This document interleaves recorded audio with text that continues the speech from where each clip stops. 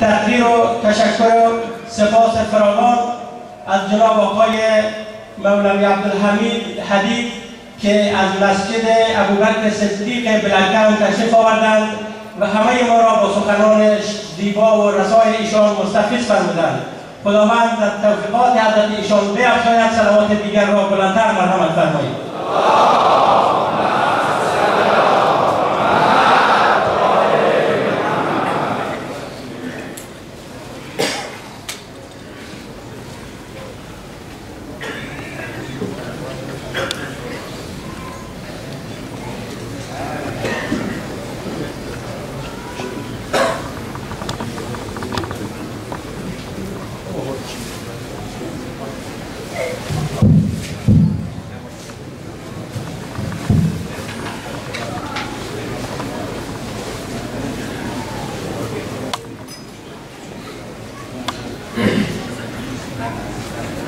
بر محمد و آله صلوات.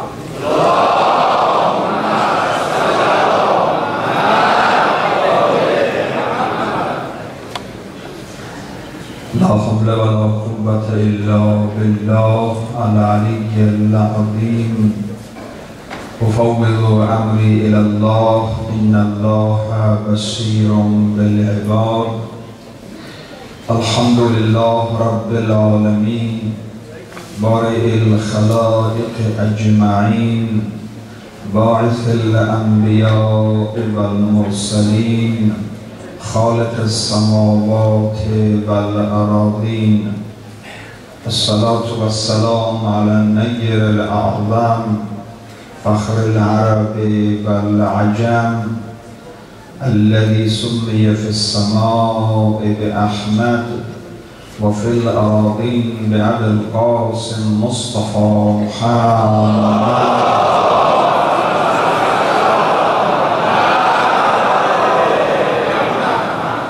وعلى عترته المعصومين الهداة المهديين لا سيما بقية الله في الأراضين. روحي وأرواح العالمين لتراب مقدمه الفداء. أعوذ بالله السميع العليم من الشيطان الرجيم. بسم الله الرحمن الرحيم. عن النبي صلى الله عليه وآله وسلم إن الحسين مصباح الهدى وسفينة النجاة. شاه من اربعش رسانا سریر فضل مملوک این جنابم و محتاج این درم. گر برکنم دل از تو و بردارم از تو مهر این مهر بر که افکنم این دل کجا برم. برای عظمت اسلام و تقدیم به ارواح طیبه شهدای عزیز اسلام از صدر تا کنون، خاصتاً سرور و سالار شهیدان حسین ابن علی علیه السلام صلواتی مرحمت بفرمایید.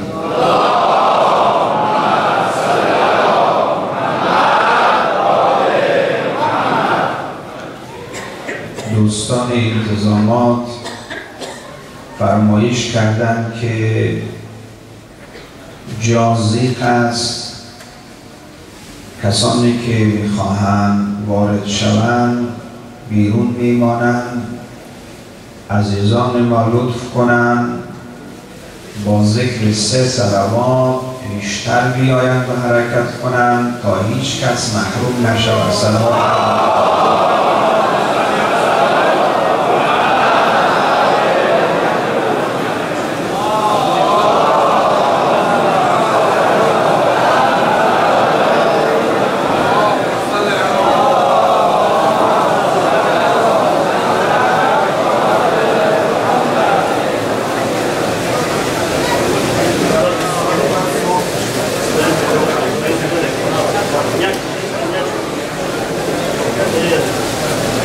برای آرامش مجلس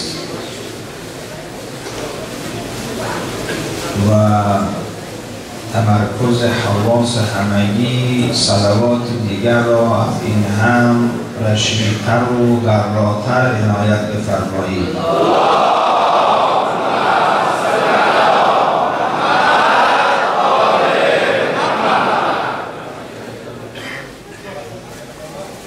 لازم می‌دانم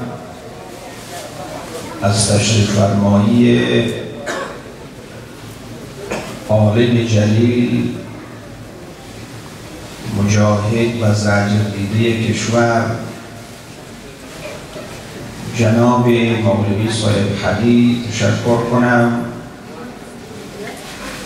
که ما را افتخار بخشیدند و در مجلس سرور شهیدان آقا ابی عبدالله علیه السلام شرکت فرمودند و از بیانات جامع و جاذبشان ما را مستفید ساختند. خوب بودشان مبسوط صحبت میکرد ولی رعایت شما عزیزان رو فرمودند با همون صحبت کوتاه و مختصرش بسنده کرد. ما از خداوند منان برای ایشان سلامتی و عافیت و رفع کسالت و سربلندی دنیا و آخرت مسئلت داریم. خدمت مولوی صاحب حدید عرض بکنم که بنده اوایل محرم از کابل خدمت شما رسیدم. هنوز 10 روز نشده است. کشور شما به حمدالله تعالی از نظر وحدت شیعه و سنی در بین کشورهای منطقه الگو شده، نمونه شده. این سخن یک ادعا نیست، یک حقیقت غیر قابل انکار است. به حمدالله وحدتی که ما داریم، اخوتی که ما داریم، در هیچ یک از کشورهای اسلامی بین شیعه و سنی وجود ندارد. ما شورای اخوت رو در کابل دایر کردیم. هر 2 هفته یک بار نشست داریم. در تمامی زمینه‌ها با هم همکاری داریم. معضلات و زمینه‌های استحکام و تصادم را با تبانی حل می‌کنیم و به حمدالله تعالی در این میان موفقیم. و اینطور هم نبوده است که تازه این کار شده.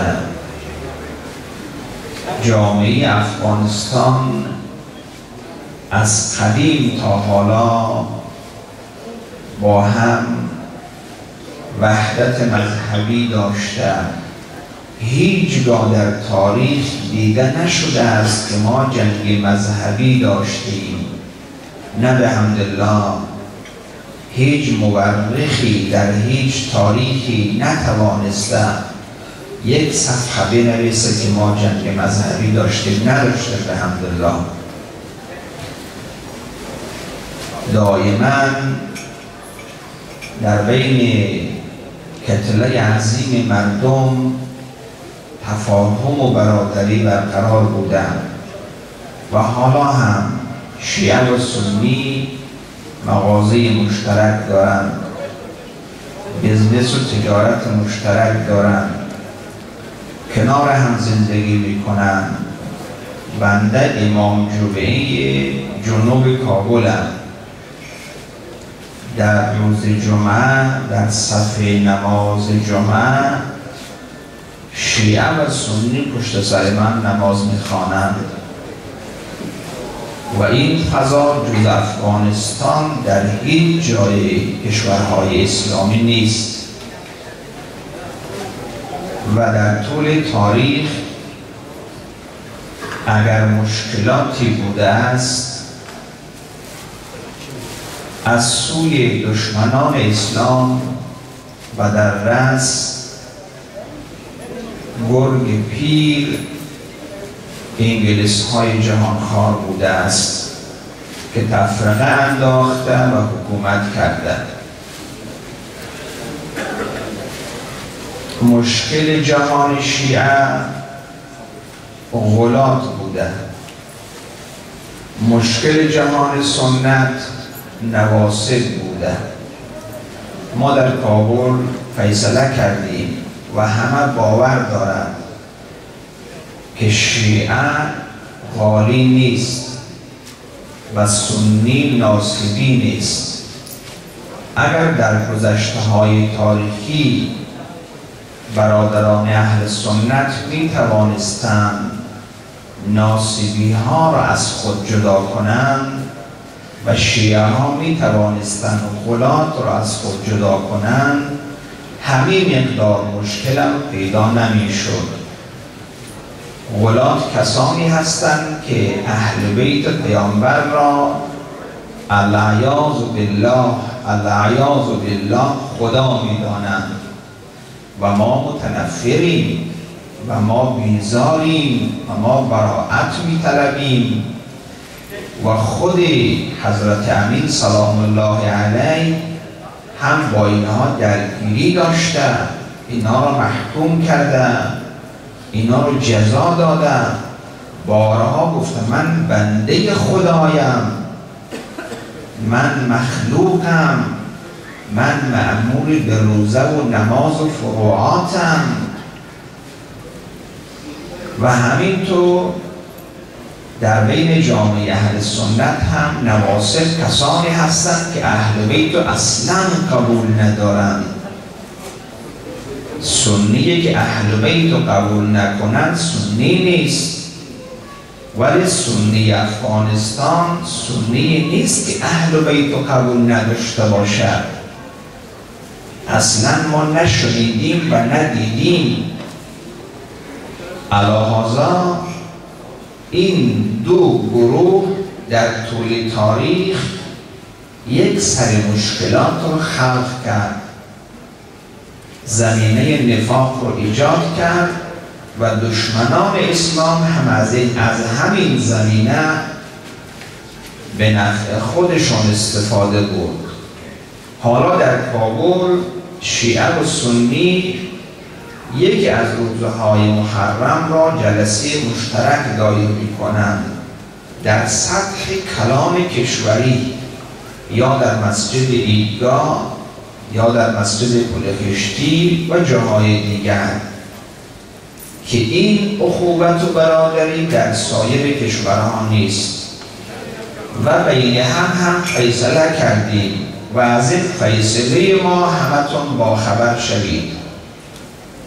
جناب پروفسور شهرانی در این فیصله هست، مرحوم ربانی در این فیصله هست، جناب آقای سیاف در این فیصله هست، از علمای شیعه همه در این فیصله هستند. او فیصله این است که ما در مشترکات مشکل نداریم، اما در مسائل اختلافی که اونم در غیر اصول است، در فروع برخی مسائل اختلافی وجود دارد که این اختلاف حتی بین فقهای شیعه هم جزءاً موجود است و این اختلاف میشه رحمت، نه موجب اختلاف، ولی در موارد اختلافی همدیگر را معذور بداریم. شیعه سنی را معذور بدارد، سنی شیعه را معذور بدارد. این فیصله ماست. شیعه معذور بداره که سنی پای خود را بشوید، سنی معذور بدارد که شیعه مثلا آمین نگوید. این فیصله کلی ماست که در مسائل اختلافی همدیگر رو معذور بداریم، ولو به تکافؤ ادله هم برسیم یا نرسیم، در مشترکات که دیگه بحث نداریم. و از این فیصله شما عزیزان در دیار غربت هم باخبر شوید. خواستم این نکات رو عرض کنم که به حمدالله تعالی شما مردم در این باب نمونه و الگو هستید و خدمت مولا یوسف هم به عنوان تحفه کابل و خبر خوش و مژده کشورش به ایشان عرض کردم. صلوات عنایت بفرمایید.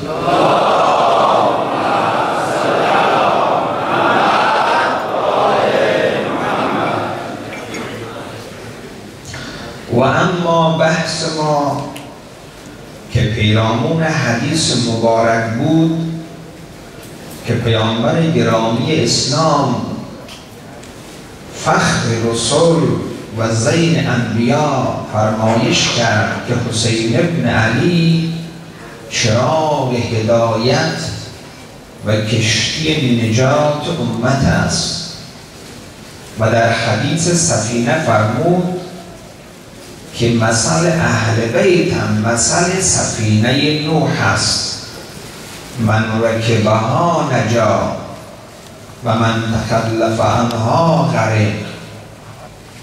و حقیقتا در تلاطم زندگی و در طوفان‌های فکری و اجتماعی امروزی و در هجوم سیاهی‌های شبهات فقط حسین ابن علی و مکتب عاشورایش و اهل بیت رسول الله مصابیح هدایند و سلطان نجات.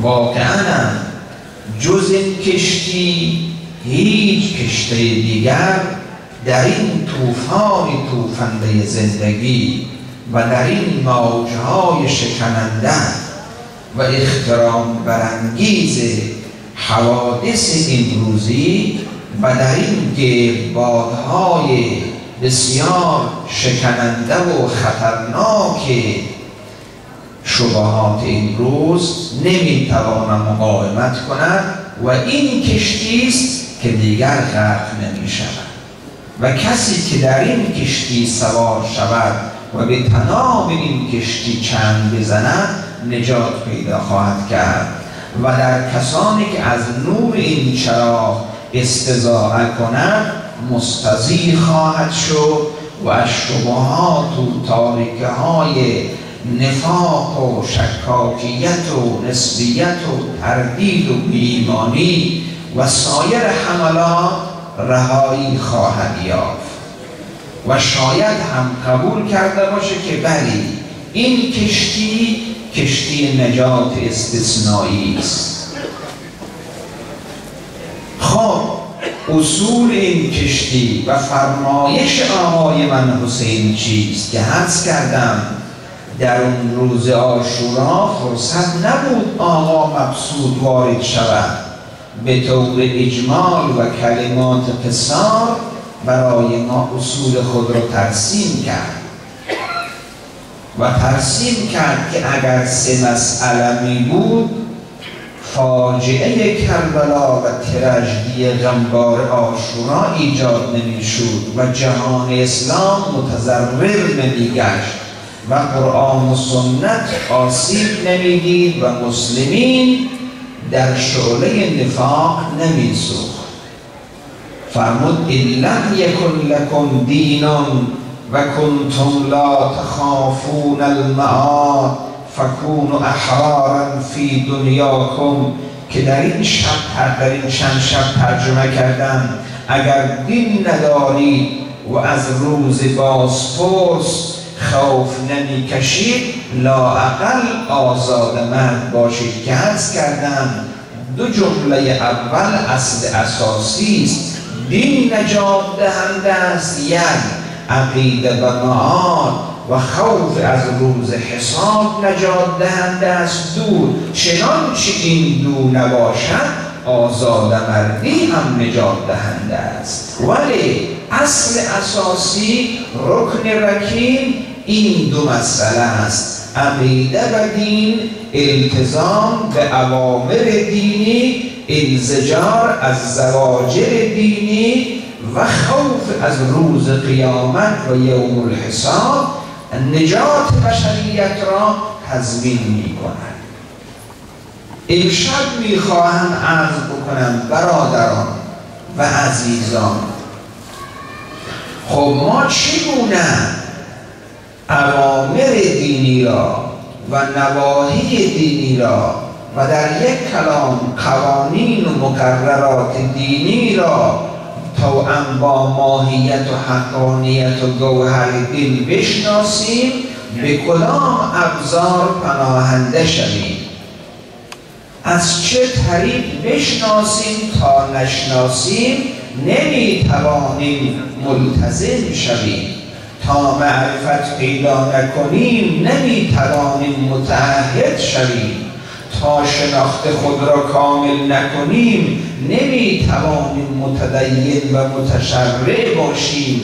عمل فرع شناخت است، بدون شناخت عمل میشه باطل و اصلا بی اساس، عملی که دیگر ریشه و اساس ندارد و حتی گفته میشه عادت. علاوه عملی که ریشه‌ای و اساسی و ماندگار است و ضمانت بقا دارد، عملی است که متفرع بر معرفت و شناخت باشد. اگر مکتب عاشورا را بشناسیم سپس عمل کنیم، این عمل ما پایدار است. اگر دین رو بشناسیم و سپس به دستورات دین عمل بکنیم، این عمل ما پایدار است. چگونه بشناسیم؟ میخواهیم ابزار را خدمت شما بیان بکنم. اول از دنیا شروع کنیم که جهان فیزیک و ماده است. در شناخت جهان فیزیک هم ابزار لازم است، ولی این ابزار رو ما داریم و مشکلم نیست و همه میتوانند که از طریق این ابزار به دنیای فیزیک و ماده شناخت پیدا کنند. بعد این را پله قرار میدهیم، همینطور ترتیب ثم و ثم میرسیم به این که ما این دین را چگونه بشناسیم تا به دستوراتش پایبندی نشان دهیم و تعبد و تعقل خود را به کار بگیریم و بتوانیم در این کشتی سوار شویم و به تنابش چنگ بزنیم. دنیا یک نامش دنیاست، نام دیگرش جهان ماده است، نام دیگرش جهان فیزیک است، نام دیگرش جهان طبیعت است، نام دیگرش جهان محسوسات. اینا اختلاف در تعبیر است، معانیشون کلن یکیست، یک معنی بیشتر نداره. حالا هر تعبیری که تو دوست داری، من انتخاب میکنم جهان محسوسات. حالا تو هر تعبیر دوست داشتی مشکلی نیست. گفته جهان طبیعت درسته، گفته جهان ماده درسته، گفته جهان فیزیک درسته، گفته عالم تجربی درست است. خب حالا امشب نام میکنیم جهان محسوسات. جهان محسوسات یا عالم ماده یا عالم طبیعت توسط حواس شناخته می شود. حواس ما راه‌ها و ابزار شناخت عالم ماده است. در عالم ماده مبصرات وجود دارد، یعنی دیدنی ها. ما به دیدنی ها که یک عالم است، دیدنی ها کم نیست. هر آنچه تحت نام دیدنی داخل است که قابل حساب نیست. دیدنی ها آنچه دیدنی است توسط دیدن میشناسیم و شناخت پیدا میکنیم و اون در وجود ما هست به نام چشم و حس باصره. توسط حس باصره به جهان مبصرات شناخت پیدا میکنیم و آگاهی مییابیم. جهان دیگر جهان بوییدنی هاست، اون هم یک دنیایی داره، میلیون ها بو وجود داره. خب جهان بوییدنی ها را با حس شامه درک میکنیم. ما از طریق حس شامه دماغ و بینی به مشمومات یعنی جهان بوییدنی ها شناخت پیدا میکنیم. میفهمیم که این بدبو هست، اون خوشبو هست، این حنظل است، این گل محمدی است. این یک دنیا. صلوات بفرمایید.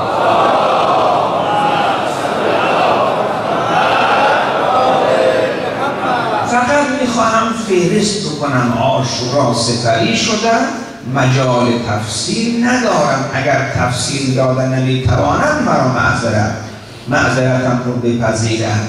جهان دیگر جهان مذوقات است، یعنی چشیدنی ها، چیزی که مزه دارد. مزه ها یک دنیاست، شور است و ترش است و شیرین است و بینمک است و بانمک است و حالا تفصیلات باشه، یک دنیاست.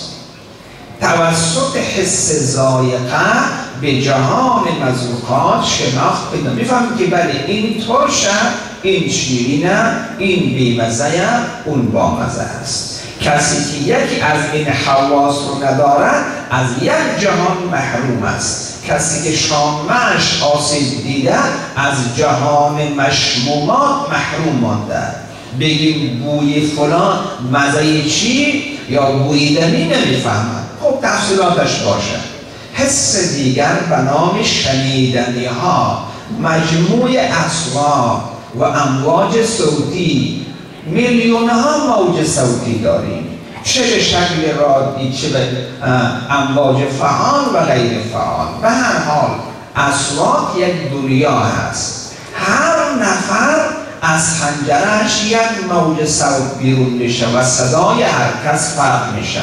تون صدای هر مرد، تون صدای هر زن. پس به تعداد زنها و مردها در عالم و به تعداد پرندگان و چرندگان صوت وجود دارد. حتی حرکت گیاهان صوت ایجاد میکنه، حتی حرکت مرچه ها روی سنگ صدا ایجاد میکنه ولو ما نشنویم. خب یک دنیا هست، دنیای شنیدنی ها. توسط حس سامع و گوش درک میشه و شناخته میشه. و همینطور دنیای نرمی ها و درشتی ها، ملموسات. با حس لمس یعنی پوست بدن میفهمیم که این درشت است یا نرم است. خب به هر حال محسوسات یعنی همین، یا بوییدنی است، یا دیدنی است، یا شنیدنی است، یا مزه دارد و امثال اینها. چیز خارج از این ما نمیشناسیم و این رو میگه خواص فیزیکی. وزن هم با حس تناسب و تناسب اجزا درک میکنیم. همین که ما در فضای آزاد قرار میگیریم احساس میکنیم وزن نداریم. اگر شما رو از جو خارج کنن، طرف مهتاب ببرن، همین که از جو زمین خارج شدی احساس میکنی که وزن نداری. این حس بیوزنی یا وزندار رو هم حس تناسب اجزا که بشه حس ششم.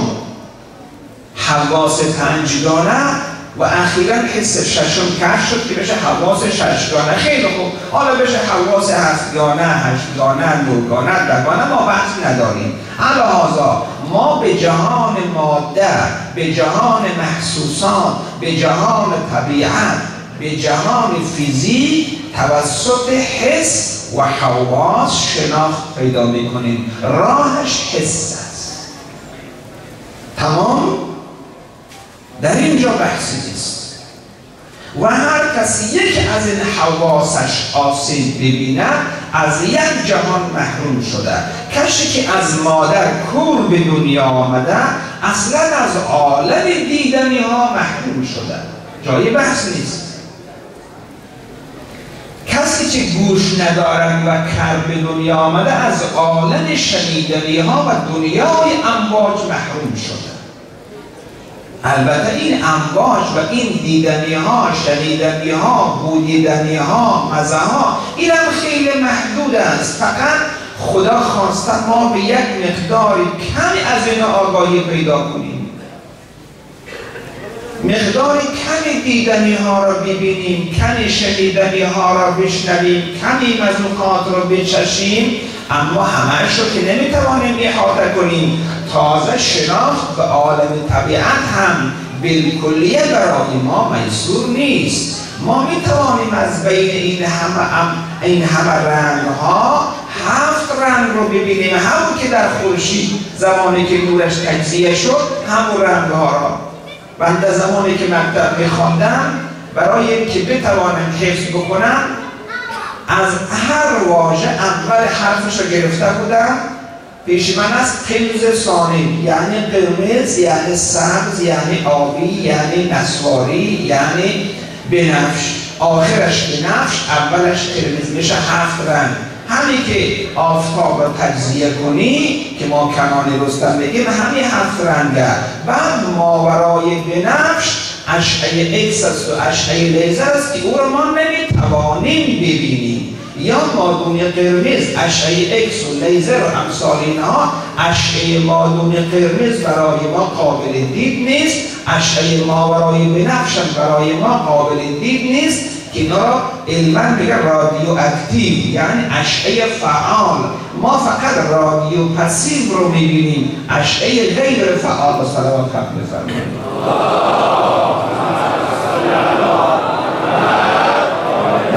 دوستان فرمودن که در بیرون دوستان خیلی زیاد مانده، ما از تقاضا می‌کنیم که 2 صلوات ختم کنید جلو خالیت اینجا بیایید جلو. صلوات ختم بفرمایید.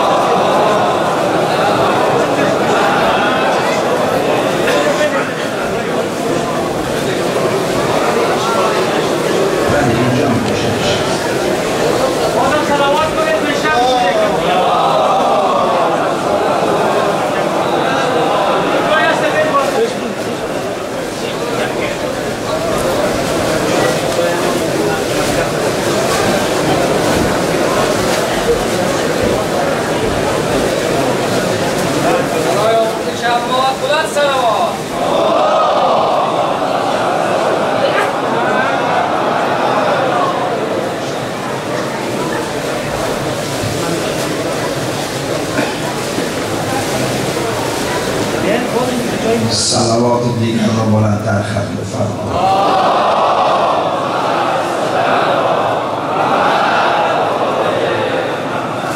بله، تازه اینو عرض کردم که متوجه شوید که ما حتی جهان محسوسات و عالم طبیعت را هم بالکلیه نمیتوانیم بشناسیم. بله میشناسیم، چون ما محدودیم، محدود چیزها را ببینیم. از عالم اصوات چند صوت رو، همون اصواتی که طبق تحمل گوش ما ساخته شده اون رو میدانیم، در حالی که اون چیزی که گوش حیوان میشنوه ما او رو نمیشنویم. در افغانستان ما زمانی که سیل می آید، قبل از سیل خرچنگ ها از دریا بیرون میشه، قبل از سیل اسبا خبر میشه، قبل از سیل روباها و گرگا خبر میشه، ولی ما انسان ها خبر نمیشیم. و همینطور در خیلی مسائل حس حیوانات از ما قوی تر است. صداهایی که اونها میشنوند ما نمیشنویم، چیزهایی که اونها میبینن ما نمیبینیم. پس معلومه ما هم در همین دنیا هم محدود خلق شدیم و نمیتوانیم همه جهان مادر رو هم در ببینیم و بشناسیم. علاوه ما در جهان محسوسات از طریق ابزار به نام حس و حواس آشنایی و معرفت پیدا می‌کنیم. ولی عالم همه عالم حس نیست، دنیا همه دنیای طبیعی و دنیای فیزیک نیست. ما عوالم دیگر هم داریم. حالا تصویر میکنیم عالم فیزیک یک دایره به قدر 10 سانتی متر.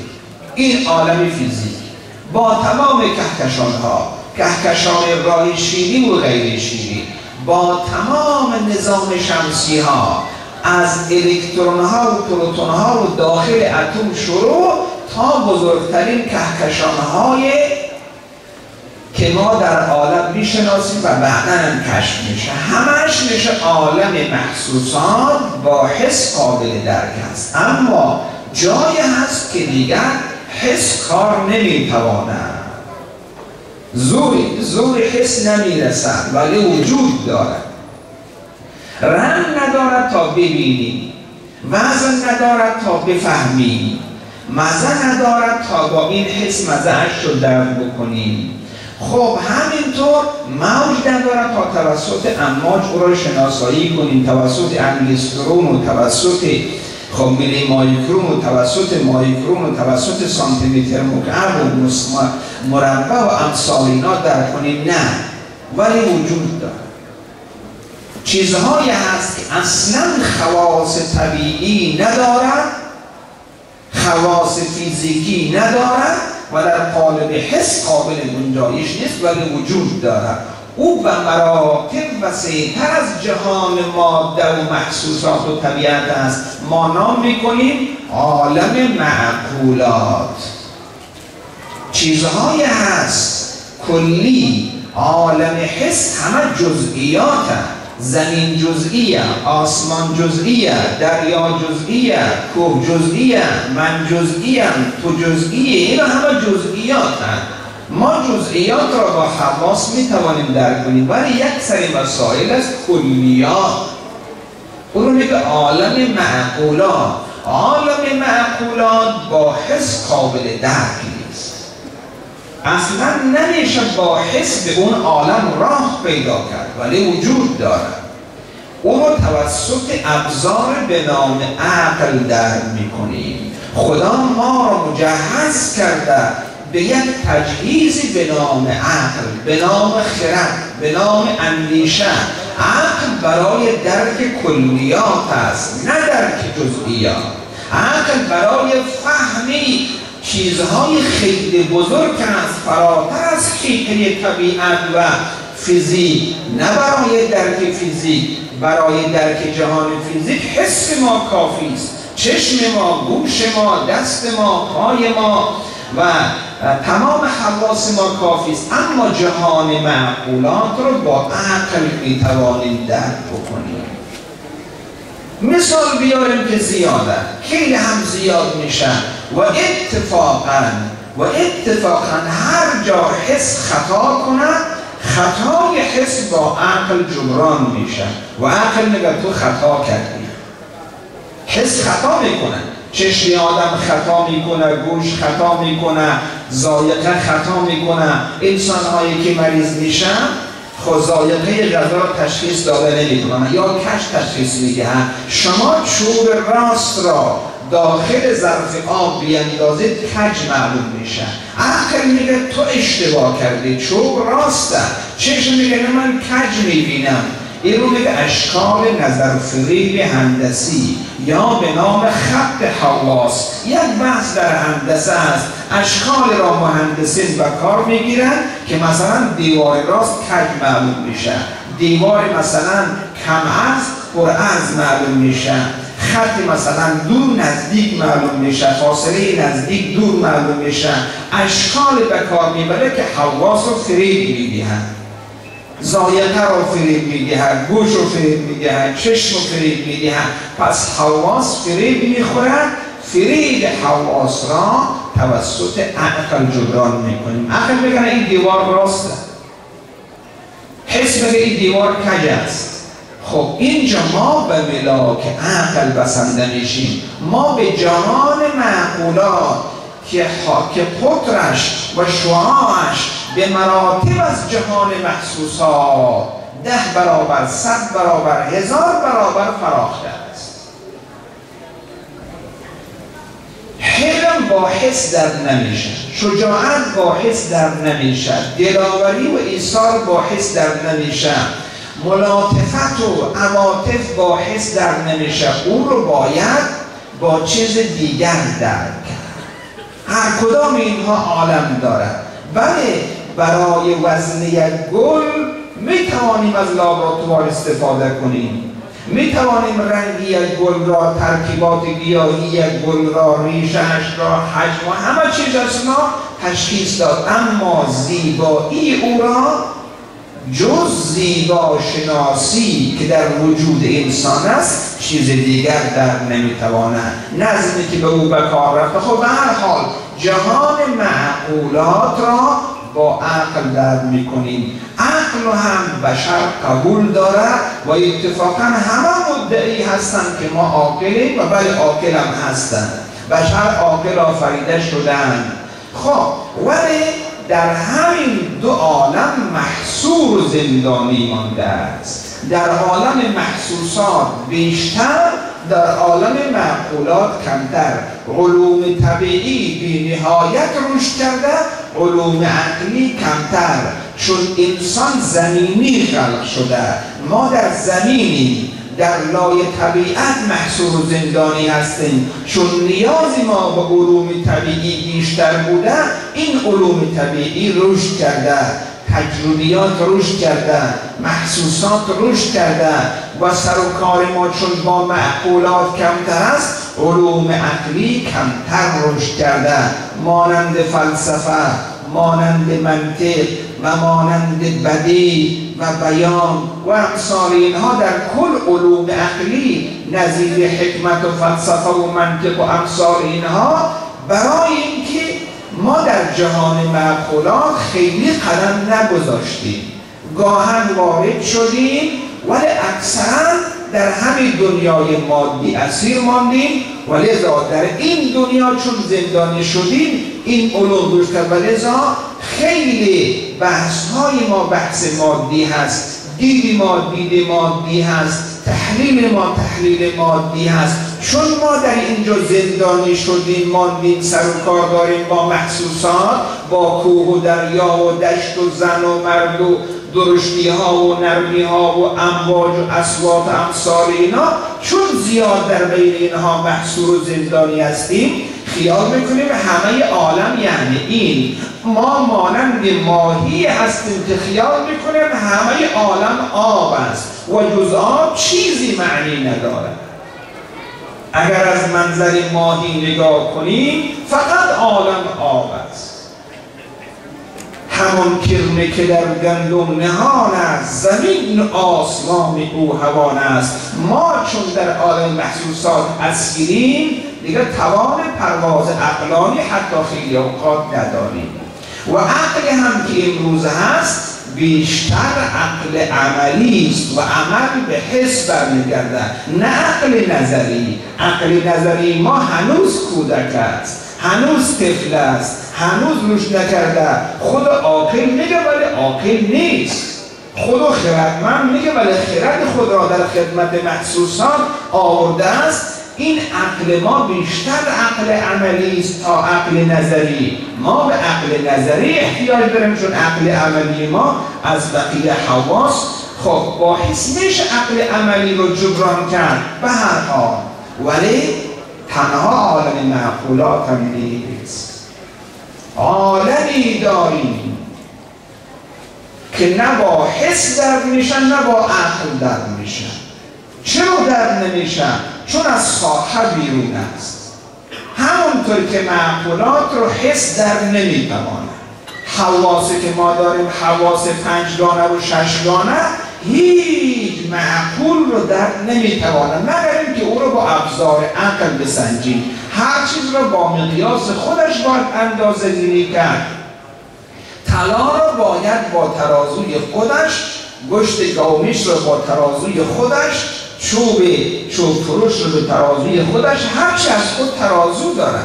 مساحت را با یک مقیاس، وزن را با مقیاس دیگر. خب به هر حال عالمی فراتر از عالم معقولات است. ما نام میکنیم عالم مشروعات، محسوسات، معقولات، مشروعات. مشروعات با کدام ابزار شناخته میشه؟ نه با حس نه با عقل. ابزار به نام شرع. ما می توانیم توسط شرع عالم مشروعات رو بشناسیم. میگیم این کار مشروعه، این کار مشروع نیست. این که بگیم این کار مشروعه، این کار مشروع نیست، با کدام ترازو وزن کنیم؟ با حس که نمیتونه شریعت رو درک بکنه، عقل که نمیتونه درک بکنه، و لذا اون عالمی که خیلی فراتر است، یعنی اون عالم مشروعات فرا میگیرد دنیا و آخرت را، معقول و غیر معقول را، محسوس و غیر محسوس را، او بی نهایت رو شامل میشه. بی نهایت را با بی نهایت باید اندازه گیری کرد. شما بخواهید طول و عرض کائنات رو اندازه گیری کنید، باید با سال نوری باشد، با حرکت نور باشد، نه با متر و کیلومتر. اونجا دیگه متر و کیلومتر معنی نداره. میلیون ها سال نوری نمیتونه عرض و طول کهکشان را درک بکنه، چون اونجا دیگه متر که اصلا از توان متر نیست. و پیامبر گرامی اسلام هم که به معراج میره، از چند وسیله باید استفاده کنه. گاهی براق سوار شود، براق که از کارمان رفرف سوار شود، رفرف که از کارمان به مقصد میرسد، به تدریج میره بالا تا برسد به قاب قوسین او ادنا. هم رفرف از پا میماند، هم براق از پا میماند و هم جبرئیل از پا میماند. فرمود یا رسول الله لو دنوت انمل لحترق، اگر یک بند انگشت پیشتر حرکت کنم میسوزم. دیگه او عالمی نیست که من حرکت کنم، من جبرئیل دیگه اونجا باید. ولی تو انسان رفته. خب به هر حال عالم مشروعات چون با عقل قابل شناخت نیست، قابل درک نیست، باید با شرع شناخته بشه. شرع رو بهتره، شرعاً تمام لب و لعابش، تمام جوهرش را وحی تشکیل میدهد. اینو یاد بگیرید. وحی ابزار شناخت جهان شرعیات است، جهان مشروعات است. جز وحی قابل درک نیست. ما نمیتوانیم بهشت را از طریق عقل بشناسیم.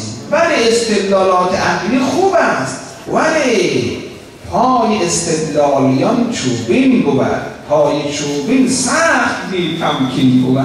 عقل در محدوده خود بله، در عالم معقولات بله، اما عالم مشروعات که فراماده است، این جهانی و اون جهانی است. باید بی نهایت رو بشناسیم، یعنی خدا را، بی نهایت خوبی ها را، غنی مطلق را، قادر مطلق را، حیات مطلق را، جمال مطلق را. این همه مطلقات فقط در سایه وحی و شریعت ممکن است و عقل قادر نیست. میخواهم مثال عرض بکنم. این گوی این میدان چون عقل سمندش لنگ است، بعد خیال میکنه که شرع و عقل مخالف است، خیال میکنه دین مخالف عقل است و عقل مخالف دین. نه برادر عزیزم، عقل فوق حس است و شرع فوق عقل است. هر کدام منطقه خود رو دارد. حس در محدوده خود، عقل در محدوده خود، شریعت در محدوده خود. هیچ کدام مخالف هیچ کدام نیست. عقل مخالف حس نیست، ولی جایی که حس از رفتار مان، عقل کاربرد دارد. جایی که عقل از رفتار مان، اونجا وحی و شریعت کاربرد دارد. مسئله حساب و میزان و کتاب و روز محشر و بهشت و جهنم و اینا رو دیگر فقط وحی باید خبر بدهد و دیگر از توان عقل نیست. و اگر قرآن نگفته بود و اگر کتب آسمانی نگفته بود، بشر اگر میلیونها سالم زندگی میکرد، واژه به نام بهشت، واژه به نام جهنم، واژه به نام ملائکه، واژه به نام صراط، واژه به نام تطاور کتب، واژه‌ای به نام لوای حمر، واژه‌ای به نام حوض کوثر، واژه‌ای به نام حر، واژه‌ای به نام غلمان، واژه‌ای به نام استبرق، واژه‌ای به نام سندس، واژه‌ای به نام سلسبیل رو اصلاً نمیتوانست پیدا کند.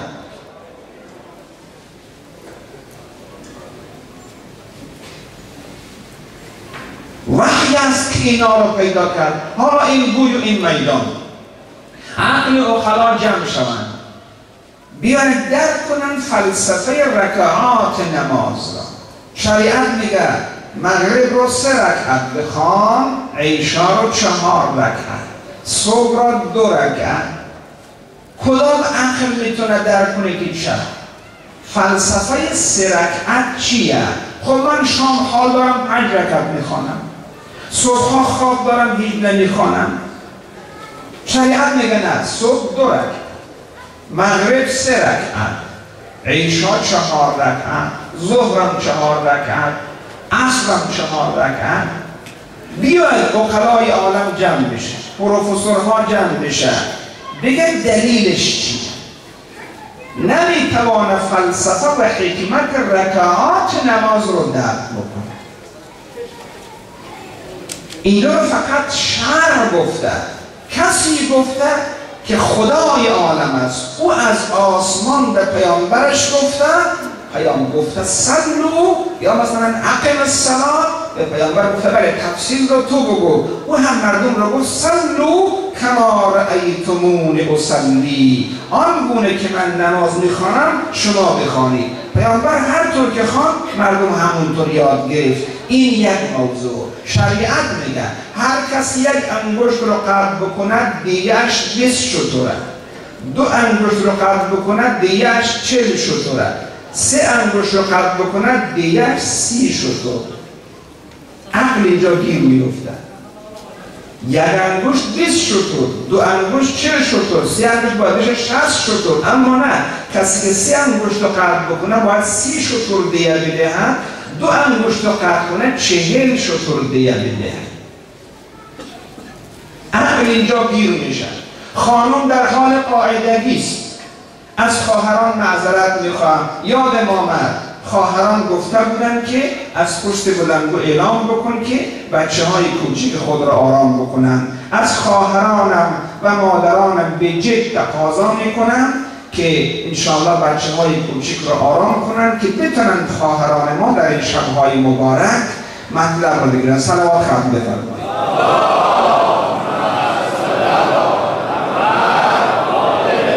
شریعت میگه خواهر وقت در حال قاعدگی هستی نماز نخوان، نماز ساکته، روزه نگیر، روزه ساکته.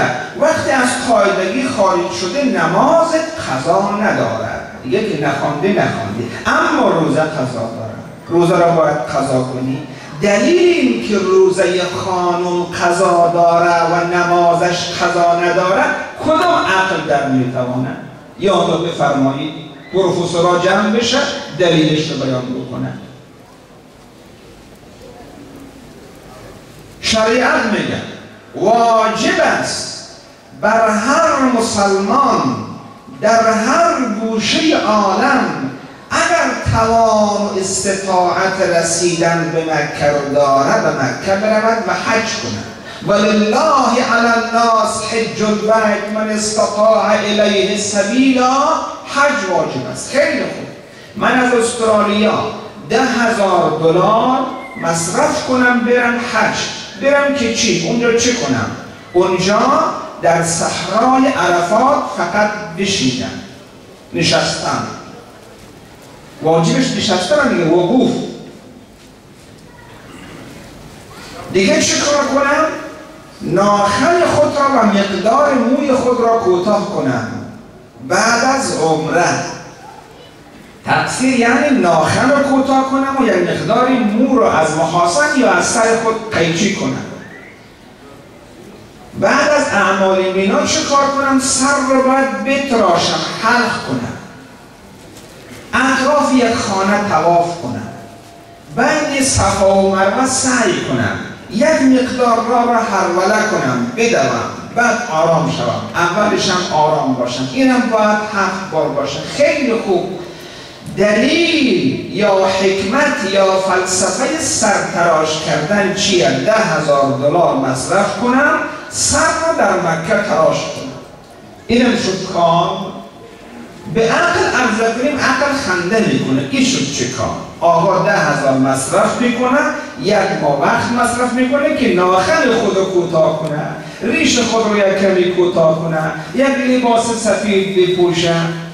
عقل از توام درکش نیست، نمیفهمد که حکمت تقصیر چیه، حکمت حلق چیه، حکمت حرولت چیه، حکمت میقات چیه، حکمت مقام ابراهیم چیه، حکمت تلبیه چیه، حکمت حج عمره و حج قیران و حج افراد چیه، چطور اینا به هم دیگر تبدیل میشن. آقا حسین ابن علی حج خودشون وقت نداشت، تبدیل به عمره کرد که بعضی به حج رو نیمه تمام گذاشت. غلط است. آقا به خاطر حج 14 روز توقف کرد.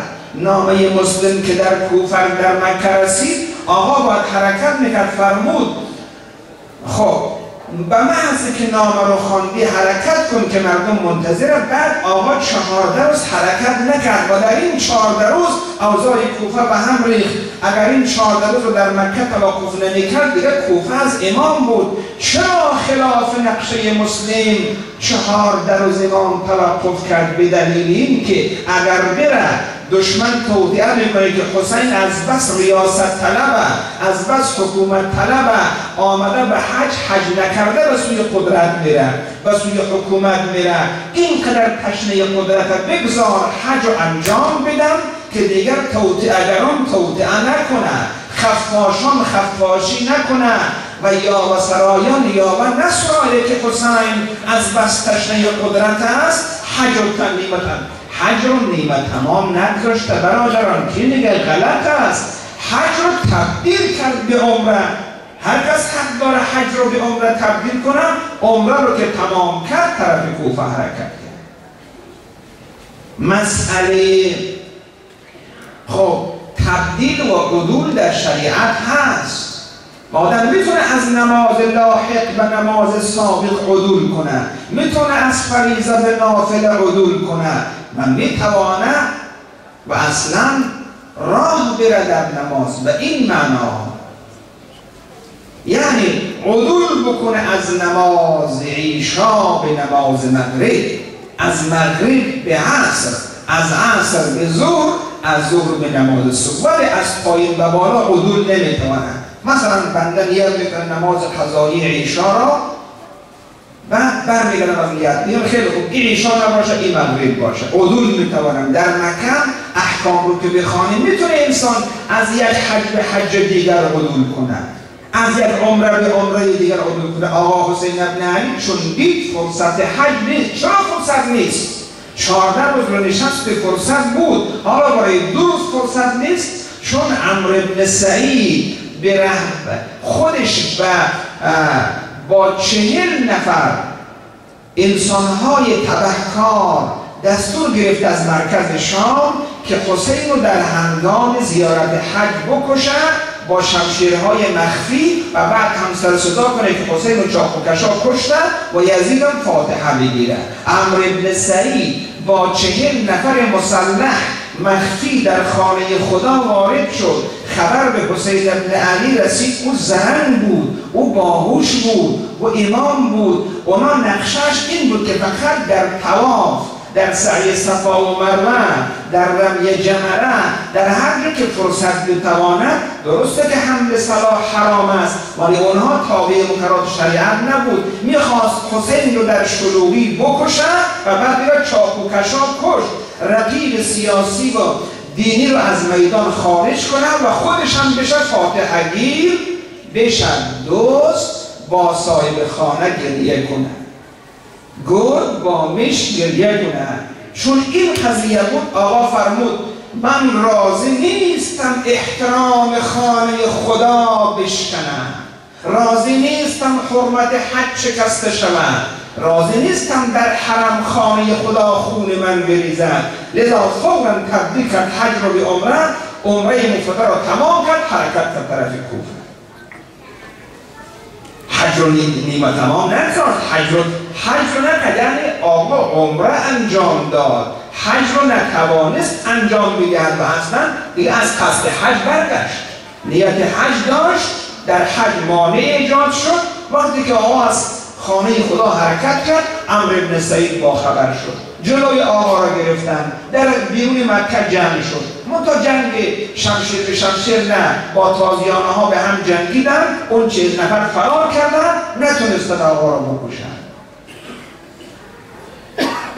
چون فرصت نبود، حال مسئله حوادث آثار در اون کتاب هم چاپ شده، تمام حوادث را روز به روز من بررسی کردم. خاصی در اون حوادث عاشورا مراجعه کنید، اونجا حوادث هست. الهازا از بحث دور نشویم، عقل قادر نیست که تمام حکمت یک حکم را درک کند، چه رسد به این که کل حکمت احکام را درک بکند. احکام شریعت را خود شارع حکمتش رو میداند. وقتی عقل ما زورش نمیرسد، اینجا ایمان مطرح میشه، پای ایمان. یعنی برادر عزیزم، درست این مسئله محسوس نیست، از حست خارجه، معقولم نیست، از عقلت خارجه. اینجا تعبدم بپذیر، اینجا تعبد مطرح میشه. اگر تعبد داشتی تو متعبدی. اینجا عبادت به معنی پیدا میکنه. عبادت یعنی چیزی که حکمتش پیش بشر مکشوف نیست، فقط خدای عالم حکمت احکام رو میدونه. شاید ما بدانیم یکی از هزار، اندکی از بسیار. اینجا واژه عبادت، واژه تعبد، واژه متعبد اینجا معنی پیدا میکنه و اینجا مسئله ایمان موضوعیت پیدا میکنه. در عالم احساب که ایمان معنی نداره. تو آقا ایمان بیار که کوه وجود داره، ایمان نمیخواد. تو ایمان بیار که اون طرف کامبرا دریا هست، دریا که ایمان نمیخواد. تو ایمان بیار که مثلا آب مایه است، زن وجود داره، مرد وجود داره، حیوان است، اینا که دیگه ایمان نمیخواد. تو ایمان بیار که دو میشه 4، این عقلیات هست. تو ایمان بیار که 5 ضرب 10 میشه 50، این دیگه ایمان نمیخواد. یعنی من ایمان بیارم که 5 ضرب 10 50 بشه. ایمان جایی لازم است که عقل ما زورش نمیکشد، حس ما زورش نمیکشد، ولی خدای عالم که به پیامبری او عقیده داریم، او گفته است بپذیر، میگم چشم. خدایا تو گفتی ناخن کوتاه کن، میگم چشم. تو گفتی محاسن خود را کوتاه کن، میگم چشم. تو گفتی 3 رکعت بخوان، میگم چشم. تو گفتی 2 رکعت بخوان، میگم چشم. نمیگم چرا، به چه دلیل، چرا بخوانم، چرا کم نخوانم. آقا تو بنده یا آقا؟ تو در این هستی چه کاره ای؟ اگر میتونی حکمت رو بدانی بله، ولی وقتی نتوانی، حتی اگر بیانم بکنه تو نمیفهمی. ما کودکی، پدر میگه پسرم با اسباب ناریه بازی نکن، با چاقو و کارد میوه بری بازی نکن. بچه میگه چرا بازی نکنم، دوست دارم. پدر دلیل داره که پسرم، پسرش 2 ساله یه، پسرش 3 ساله، به این دلیل، به این دلیل، به این دلیل، به دلیل فلان. او بچه 3 ساله دلیل رو چی میفهمد؟ بچه 2 ساله دلیل چی میفهمد؟ باید او رو با اسباب بازی هایی که خطر نداره آشنا کنید. توجه فرمایید، بشر کودک هنوز خیال میکنه که ما بالغ شدیم. کجاست بلوغ بشر؟ بشر زمان بالغ میشه. امام صادق فرمود بشر زمان بالغ میشه و یبلغ الحلم که نیازمند دست در جیب پولدار کنه و پولدار دست او را نگه نداره. او زمان بشر بالغ میشه. حالا اجازه میدهد یک فقیر دست به جیبت بیاندازه و از جیبت بگیره و تو اعتراض نکنی؟ امام صادق فرمود او زمان بلوغ بشر است که اصلا هر کی نیاز داره از اکون هر کی خواست برداره. همون که در صدر اسلام بود، در صدر اسلام صف جماعت که تمام میشد یک کوزه را میگشتاندن در صف نماز جماعت. این آقا که فقیر بود از کوزه میگرفت، کس نمیفهمید که این برداشت.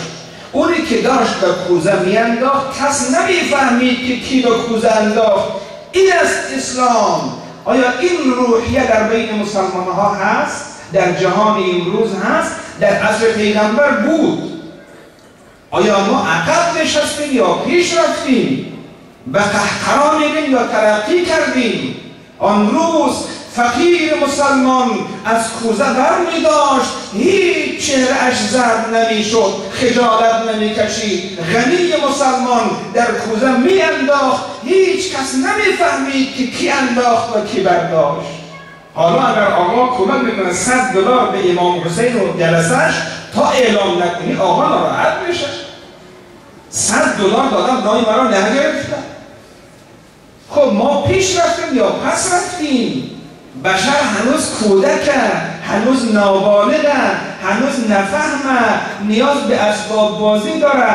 اسباب بازی خمیر به دستش بدهید، نه چاقو و امثال، چون خودو میکشه بشر. اگر خدا فلسفه عبادت را، فلسفه احکام را که حکم یکی نیست دوتا